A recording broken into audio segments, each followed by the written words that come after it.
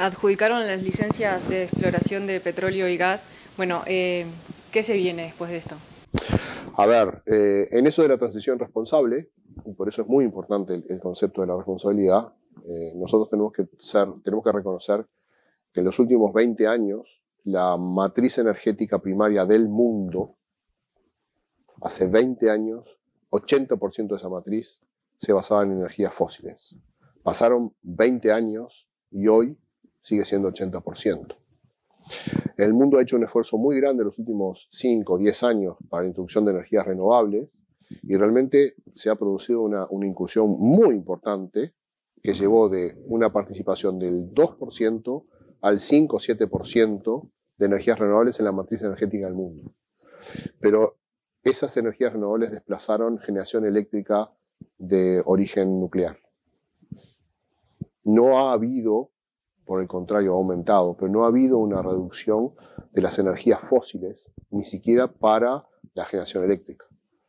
Y en el mundo estamos hablando de autos eléctricos, estamos hablando de sociedades muy avanzadas, pero que utilizan energía eléctrica, y esa energía eléctrica, cuando tú rastreas el electrón de dónde vino de una central a carbón. Entonces hay una suerte de... tenemos que ser un poco más sinceros y hasta menos hipócritas como sociedad para entender que este proceso es un proceso largo en el cual los hidrocarburos se van a seguir necesitando en el mundo. Ahora bien, se puede producir, como todas las cosas en la vida, se puede hacer bien o se puede hacer mal. ¿Sí? Las regulaciones ambientales que tiene Uruguay establecen que si en algún momento en el futuro, que espero que no sea demasiado lejano, pudiéramos producir gas o petróleo en Uruguay, la intensidad de emisiones de CO2 de ese hidrocarburo producido en Uruguay es comparable con las mejores del mundo. Y por lo tanto, mientras el mundo siga necesitando hidrocarburos, siga necesitando combustibles fósiles, naturalmente se va a dar un sesgo hacia las fuentes de aprovisionamiento de petróleo o gas que sean menos contaminantes. Entonces, si Uruguay es una de esas fuentes, se va a colocar como un proveedor, se podría colocar como un proveedor de esos hidrocarburos en el futuro, mejor que otros productores tradicionales que tienen una intensidad de emisiones más alta. Eso tiene que ver con la prohibición del venteo a la atmósfera de gas natural o la prohibición de lo que se llama el flaring o es la quema en la antorcha de excedentes gaseosos. En Uruguay las normas establecen de que en caso de que ocurra un descubrimiento de un yacimiento de petróleo o gas, esas emisiones tienen que ser reinyectadas al yacimiento. Quiere decir que el costo de instalación de ese yacimiento es más caro. Pero eso ya está establecido por las reglamentaciones vigentes y por los contratos que estamos ofreciendo a las empresas petroleras. Con lo cual, si van adelante con la inversión, es porque eso es financiable por la operación. Y eso es bueno porque va a terminar en una producción, o podría llegar a terminar en una producción de petróleo o gas para exportar menos contaminante que la que ya hay. Entonces, si nosotros podemos contribuir en los próximos 15 o 20 años a una oferta de energéticos primarios que sustituya, por ejemplo, parte de carbón o que sustituya parte del consumo de hidrocarburos más contaminantes, bueno, estamos haciendo una reducción, estamos haciendo una contribución ambiental. Por suerte, lo que hemos visto en el último año especialmente y lo que ha pasado en Namibia, la probabilidad de éxito de conseguir un yacimiento en aguas uruguayas ha subido. Desde el punto de vista de la apuesta de negocio, sigue siendo un negocio de altísimo riesgo y es un negocio que tiene una probabilidad de ocurrencia no mayor al 30% todavía, ¿sí? Pero que en el mundo petrolero es muy alta esa probabilidad de ocurrencia.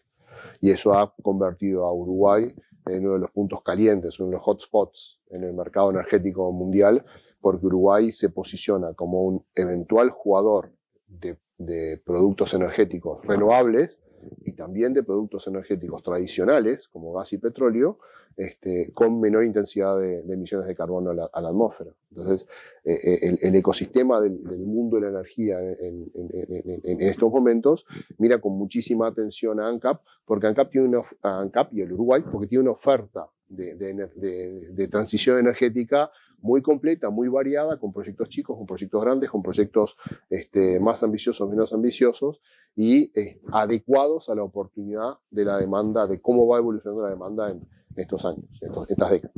Siguiendo con el tema de la oferta, sabemos que claramente el petróleo trae problemas ambientales, pero también sociales, culturales, políticos. ¿Qué valor le daría al país contar con ese propio abastecimiento? A ver, estás hablando del lado de la oferta, después tendríamos que hablar también del lado de la demanda, ¿sí? Porque la contaminación no la hace quien produce, la contaminación la hace quien lo usa. Entonces, si nosotros dejáramos de usar autos, aviones, barcos, no habría contaminación.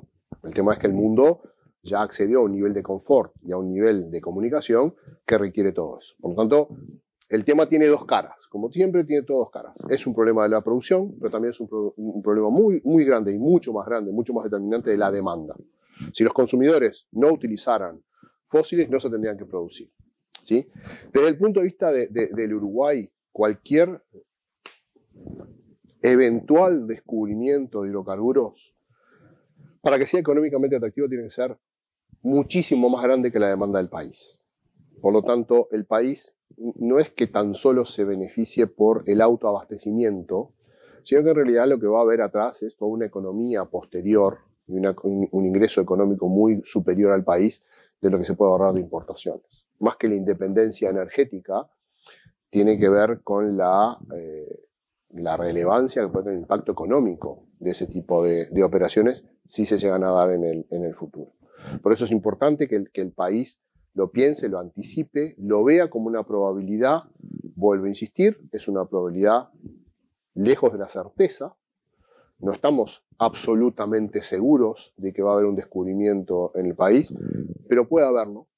Y si lo hubiera, puede tener un impacto tan grande que en cualquier matriz de riesgo de probabilidad de impacto estaría en la zona de más alta tensión. O sea, estamos hablando de algo que puede tener una probabilidad de ocurrencia relativamente baja, pero cuyo impacto es tan grande que merece atención. El país tendría que estar entendiendo de que tiene que hacer algo en caso de que eso ocurra, y por eso nosotros estamos planteando la creación de dos fondos. Un fondo de inversión en energía para contemplar todos los derechos que pueda tener ANCAP en estos emprendimientos energéticos, tanto en los tradicionales de oil and gas en el mar, como en los de energías renovables, como el proyecto de Paysandú, en todos los cuales ANCAP siempre se está reservando una participación minoritaria en todos esos proyectos, pero esa participación aún minoritaria es demasiado grande para el patrimonio que tiene ANCAP. Si bien los riesgos inherentes al desarrollo estarían subsanados cuando ANCAP tuviera que tomar la decisión, estamos hablando de que hay riesgos comerciales, que hay riesgos operativos normales en cualquier negocio, pero estamos hablando de inversiones que son muy significativas respecto del patrimonio de ANCAP. La inversión en la planta de Paysandú de combustibles de gasolina sintética, por ejemplo, es una inversión que es de $2.000 millones en generación eléctrica y $2.000 millones en el complejo para producir la gasolina. Por mandato legal, ANCAP es la única empresa del país que puede participar en proyectos de producción, perdón, la única empresa estatal del país que puede participar en proyectos de producción de hidrógeno y derivados. En esto sería en asociación con un privado. Pero ANCAP tiene derecho a participar hasta un 30% de inversión de 2.000 millones. Estamos hablando de $600 millones de inversión para ese solo proyecto. Y también tenemos en el mar proyectos de offshore para producción de oil and gas, que eventualmente pueden ser exitosos, pero también tenemos una oferta de producción de hidrógeno en el mar.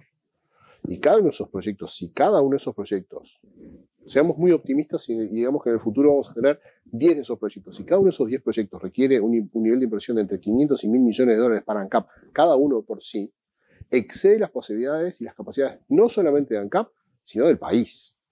Bueno, crear un fondo de inversión para gestionar todo ese tipo de derechos es una obligación que tenemos que empezar a encarar desde el año que viene. Ya lo estamos trabajando, pero tenemos que poner el foco en que el año que viene tendríamos que tener estructurado un fondo para invertir en esos proyectos que ojalá se puedan dar en el país. Y que si se dan, está muy bueno de que haya una gobernanza distribuida entre un montón de inversores privados para que puedan acceder a esos proyectos. Pero además, si esos proyectos prosperan, van a generar recursos e ingresos del Estado que son extraordinarios. Y estamos hablando del orden de magnitud de la cuarta parte capaz del presupuesto nacional. Estamos hablando de magnitudes que en los próximos 10, 15 años pueden dar vuelta a la economía del país. Y para anticipar o para evitar lo que es la conocida como la enfermedad holandesa, es necesario que el país tome decisiones sobre cómo va a utilizar esos recursos y dónde los va a utilizar. Si esos recursos llegan a la economía por la vía de nuevos consumos o ampliación de consumos o una oferta mayor de presupuesto por el Estado, y se puede hacer un destrozo muy grande de la economía. Por eso es importante que esos ingresos excepcionales, más allá de la autonomía energética que puedan brindar algunos de esos descubrimientos o estos proyectos energéticos, tenemos que tener cuidado que pueden generar ingresos muy grandes que tienen que ser debidamente administrados. ¿Cómo? Orientándolos por ley, por ejemplo, a la educación, a la ciencia, a la tecnología, a la defensa del ambiente, a la defensa de la soberanía nacional, fortaleciendo las capacidades y competencias de la Armada y de la Fuerza Aérea, fortaleciendo y financiando los institutos de investigación, los institutos de formación de profesionales, ¿sí? Y que otra parte pueda ser invertida en otro tipo de actividades, pero todo regulado y preacordado desde el momento en que no hay un solo peso para repartir. Lo importante de todo es, si nosotros lo hacemos sin ningún condicionamiento, sin ningún interés en el corto plazo, es más factible llegar a acuerdos.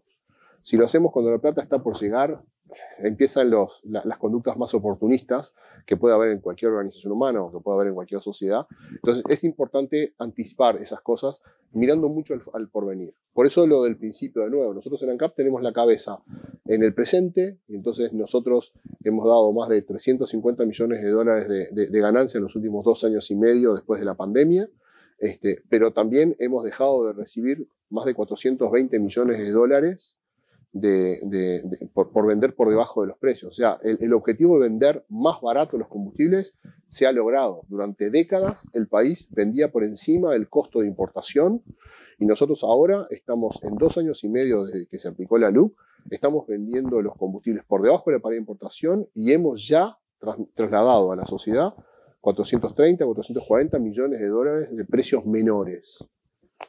¿Sí? Para hacer eso se necesita estar muy pendiente del día a día, del presente.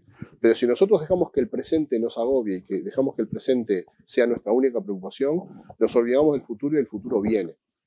Y como dice un querido amigo, todos los días tenemos que decidir hoy el futuro que queremos mañana. Esa pata que tenemos en el muy largo plazo significa imaginarnos escenarios que podrán ocurrir o no. Pero nuestra obligación es entenderlos y accionar en caso de que ocurran para estar bien cubiertos. Eso es esa doble mirada y creemos que lo estamos haciendo porque estamos viendo la transición energética, estamos viendo lo que va a ser la ANCAP dentro de 30 años. En la estrategia climática a largo plazo del país se establece como objetivo aspiracional del país a que la refinería de La Teja deje de estar procesando petróleo crudo en el 2050. ¿Sí? O sea que en el 2050 la aspiración del país, la aspiración declarada del país, es que en el país se deje de procesar petróleo. ANCAP, para llegar al 2050, que parece un momento muy lejano en el tiempo, en realidad, desde el punto de vista ingenieril, no es tanto tiempo. Tenemos que estar tomando decisiones hoy para llegar en condiciones al 2050 para poder hacer eso. Tenemos que adecuar nuestras instalaciones en la refinería, tenemos que asegurar que la refinería llegue a ese momento, por eso las inversiones que hay ahora en el paro de mantenimiento de la refinería, estamos haciendo inversiones muy importantes para asegurar que la refinería va a seguir funcionando, pero cuando la refinería no funcione, ANCAP no puede cerrar la refinería y decir, bueno, se acabó la vida de ANCAP. Tiene que hacer algo diferente. Y por eso la participación, la estrategia de desarrollo de combustibles alternativos, de energías renovables en el ámbito de las moléculas y no solamente lo eléctrico, son parte de esa visión en el futuro. Por eso ese constante estamos en el presente, pero también estamos mirando el futuro y estamos cuidando los dos aspectos con igual nivel de prioridad. Entonces, tengo una consulta, y disculpen capaz mi insistencia es para entenderlo mejor. En caso favorable de que en Uruguay encuentren el petróleo, ¿sería para ayudar a esa transición hasta el 2050 y se dejaría de utilizar, o habría como un paralelismo de que, bueno, capaz que todavía hay gente que lo sigue consumiendo, entonces, como usted dice, también hay que sustentar lo que la gente consume? Mira, yo te lo empecé a decir, después capaz que no cerré la idea, pero hace 20 años, 80% de la matriz primaria era fósiles. Hoy, 20 años después, 80% de la matriz primaria es fósiles. En estos 20 años se produce más carbón, se produce más gas natural, hay cada vez más inversión en plantas de licuefacción para licuar gas natural, y todavía los analistas dicen que no se llegó al pico de petróleo, al oil peak. Que hace 30 años que yo estoy en ANCAP, hace 30 años que vengo escuchando que dentro de 5 años va a venir el pico de petróleo. Y se sigue pateando para adelante, y se sigue postergando, y todavía no llegamos al momento de mayor consumo de petróleo en el mundo. Saliendo de la aldea del Uruguay, saliendo de nuestra realidad más cotidiana, cuando uno mira toda la película, dice, pero si en 20 años no pudimos reducir la cantidad de carbón que se usa en el mundo, y ahora se necesita más carbón de lo que se necesitaba hace 20 años atrás, y no se pudo reducir la cantidad de petróleo y de derivados que se usan en el mundo, ¿por qué estamos tan seguros que vamos a llegar a cero para el 2050? ¿Por qué estamos tan seguros que en 24 años más o 25 años más vamos a llegar a cero? Si en los últimos 20 años no lo pudimos hacer. Puede ser que en algún momento el mundo prescinda del petróleo, pero no va a ser seguramente en el 2050. El escenario más verde, el escenario más ambicioso, el escenario más optimista de la Agencia Internacional de Energías Renovables, IRENA, esto es el año pasado, no vi una revisión más reciente, pero el año pasado, en el 2050, 18% de la energía del mundo seguía siendo suministrada por el petróleo y el gas. Entonces, en ese esquema, vuelvo a decirte lo que decía hace un rato, la sustitución se da primero por incremento de demanda, por la cadencia natural de desaparición, de agotamiento de algunas fuentes que no son renovables, como la del petróleo, por la sustitución de los más contaminantes por menos contaminantes, y por último, cuando vos te quede el último resquicio, ese último 18%, en ese escenario tan optimista del 2050, cuando las energías renovables sustituyan a ese último petróleo y gas más sustentable que se pueda producir. Hay que pensarlo también desde el punto de vista de la demanda. Yo decía hoy que el problema más grande es la demanda, ¿no?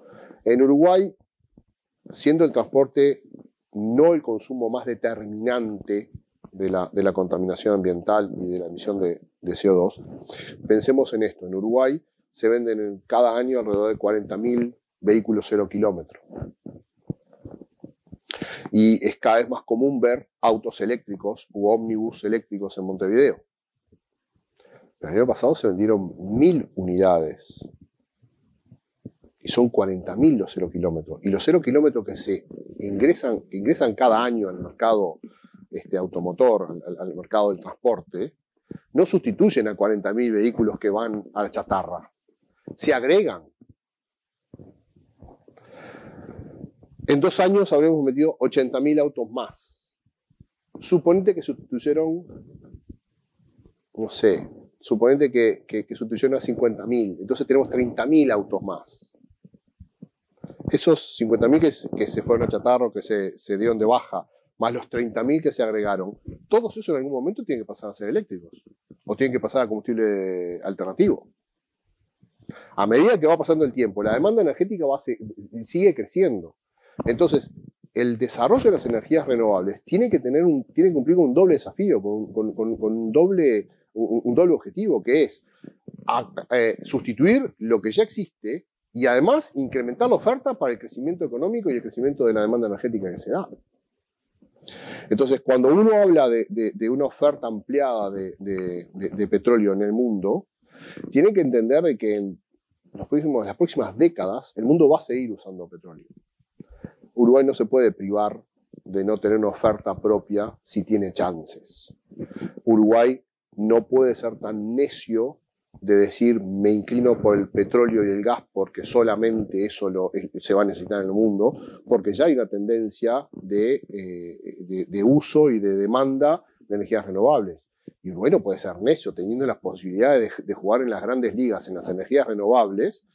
No puede, así como no puede desaprovechar la oportunidad de usar petróleo si tenemos petróleo, no podemos desaprovechar la capacidad de desarrollar energías renovables.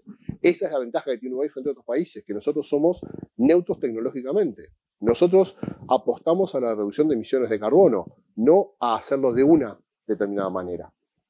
Si nosotros podemos producir gasolina sintética, que técnicamente se puede vender en cualquier estación de servicio y puede ser utilizada en tu auto, en el mío, en cualquiera, porque es una gasolina, igual es la misma composición química, tiene las mismas propiedades químicas y físicas que la gasolina del petróleo, se puede utilizar en cualquier combustible, en cualquier motor de combustión interna. Si eso tenemos la posibilidad de producirlo, lo producimos. Si el precio todavía no es accesible, ya habrá alguien que lo valore. Como decías tú hace un rato, ¿cuánto es el valor de lo ambientalmente sustentable? ¿Cuál es el valor del confort? ¿Cuál es el valor del lujo?